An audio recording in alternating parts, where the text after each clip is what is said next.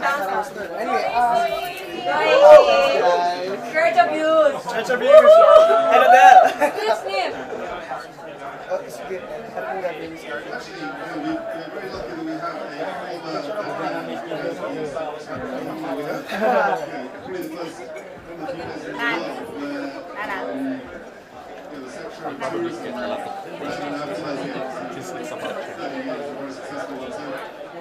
Right, guys. Hi, good evening everyone. No daw pala. Sige. What's your Twitter handle? I know.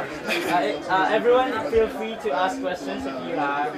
So this is a conversation. If you want to tweet him while he's talking, what's your Twitter handle?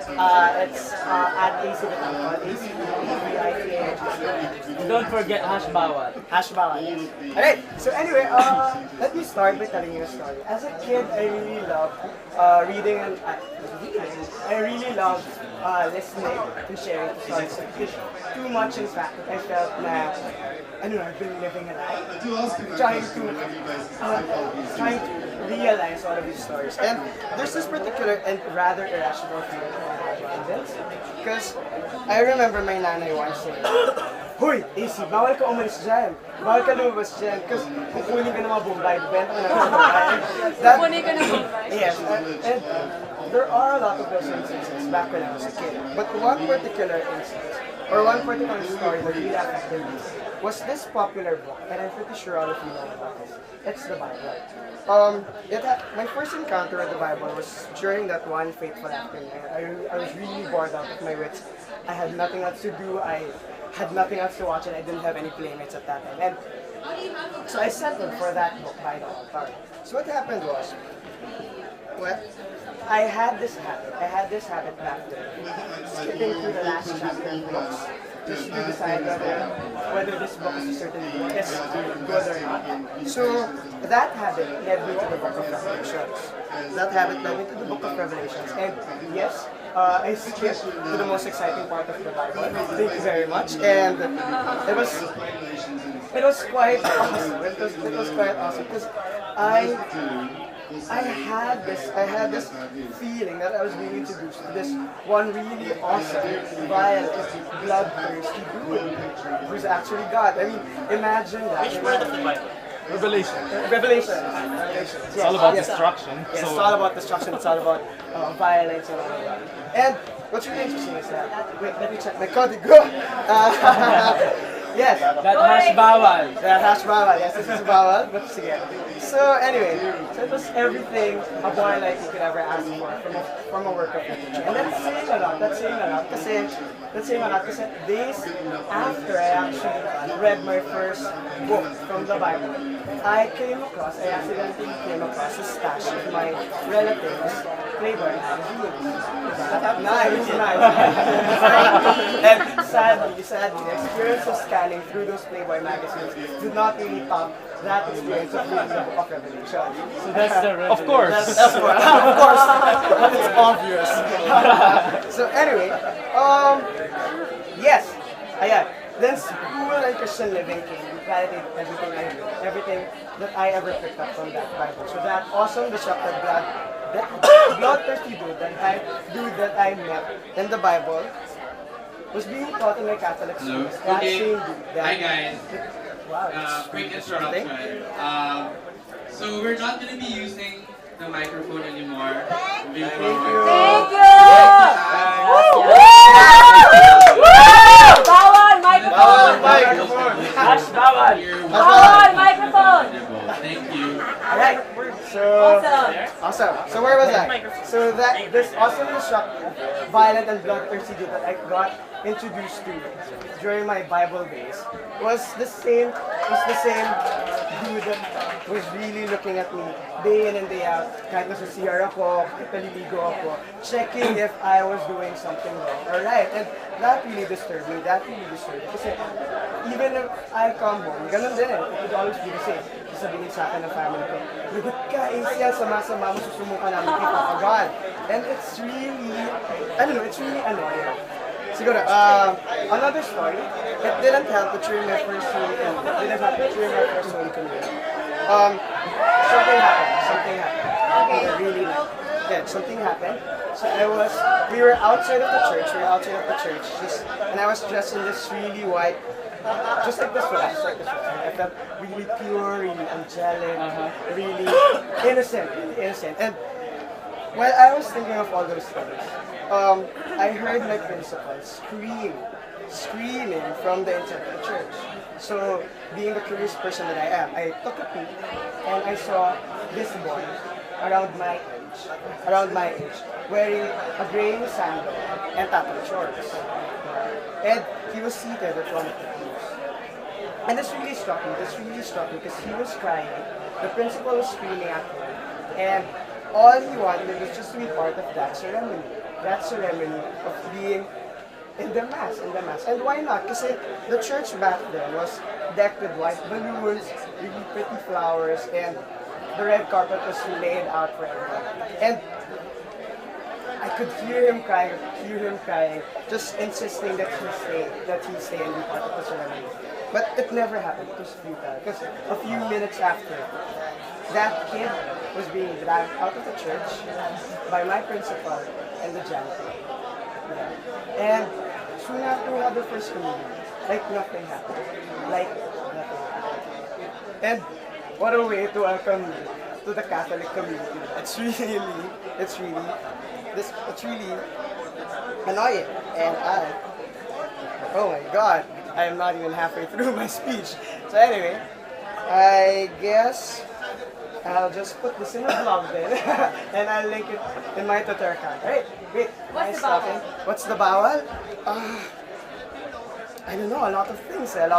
Just you have to go through a lot of pages, and I'm really sorry. Based on your experience, what do you tell us about what's bawal? What's bawal? The most meaningful bawal in your life. Alright, the most meaningful. The point that I really want to make here is something I picked up in sociology. The way we analyze symbols, the way we provide meaning to symbols. Sorry, I'll extend. I'll just explain. There was this one time back in college when my teacher opened the course with a wooden cross in his hand and saying, pag binuraan nyo to, if you spit on this cross, I would automatically give you an A. And syempre, we had this really intense reaction. Why would we do that? Even the most daring, even the most grave conscious among us never really did it. And why is this the case? Sociology explains this as such. One, ever since we've been the cross has been defined as holy and sacred for us. The cross has been defined as holy and sacred for us by the Catholic Church. Two, since we're here haywire as humans to actually go the easy route, we tend to accept whatever it is that is defined for us. And three, in reaction to that, us as individuals, we tend to make sure that whatever our reaction to that meaning that is being placed on a symbol jives with whatever impression we want our surroundings about us. And those three things are really powerful. When it comes to our daily life. Another example that I really want to tell is that thing about shucks. Yeah, I guess that's it. Those three things. I'll upload all of these in my blog, so please I'll just link you guys to it. And the movie story over time. Thank you. Thank you, AC. And our next speaker will be Joey Ong. Alright guys, I was Código. Hindi naman bawal may Código, no? Bawal! Bawal may Código? Bawal. Oh, that feels good. Is that allowed?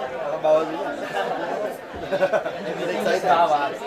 Okay, guys, don't worry. I work in advertising, so basically what I do is I make TV commercials. So I'm very used to like telling stuff in 30 seconds.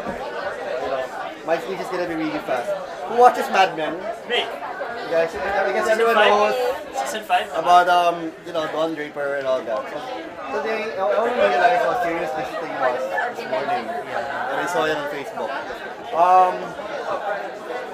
It's really bawal everything that they do in life. And you know, today I was thinking about stuff that I'm going to talk about. Like I was trying to be witty, I was like, bawal movement kaya. Para lang nakakatawa ko. But then, like, what if I just talk about the life of an admin? And I'll talk to you guys about how crazy it is to work in advertising. So, yes, I am an admin. Someone even called me a madman. We smoke packs of cigarettes a day, we drink while having meetings. The cliche day of a glorified CFC. They're glorified, you know? Like if you watch Mad Men, they smoke all the time. And that's what we do. That's what we do in the office. We sit back, you know, we get paid to think. So that's the best job in the world. And we also bang our hot secretaries, by the way. Once in a while. That's bawal. That's bawal. And you know, I hit on interns, we hit on our interns, especially when they're fresh grads. They're all bawal, you know, they're all hot. They're 19, you know, they're sexy, very young. And one day my boss told me to not shit in my own backyard. And you know what I told him? What backyard are you fucking talking about? We work in an office. Why do you see a backyard? There's no backyard here. Yeah. And I was like, hello, backyard, my god. Yeah, so on a good day, I would answer back to my client just to tell him the logo shouldn't be that big. Every day we face the challenge, the client would always say, hey, can you make the logo bigger? Can you spend like 10 more frames or 2 more seconds on the Unilever logo or whatever? And on a good day, I would tell him no. But most days, I have to give in. So there was a time I was asked to email a script to a client and they said, fuck off. I'm on Facebook. Don't bother me. I'm on Facebook. Yes, that's what we do. That's a day-to-day life of a creative, especially if you're a creative director. Like I just sit back and you know, like tell people what to do. And yes, the life of an ad man. Lucky, right? You know, you guys just think wow, some boy go. You know. But to be honest, everything I'm telling you now in the real world is #bawal. By the way, I have a blog that you can follow, The Cultured Caveman, and Joey Ong 420 is my Twitter. No. 420. That's also bawal. Why 420? It's bawal. So our next speaker will be Elizabeth Hasson.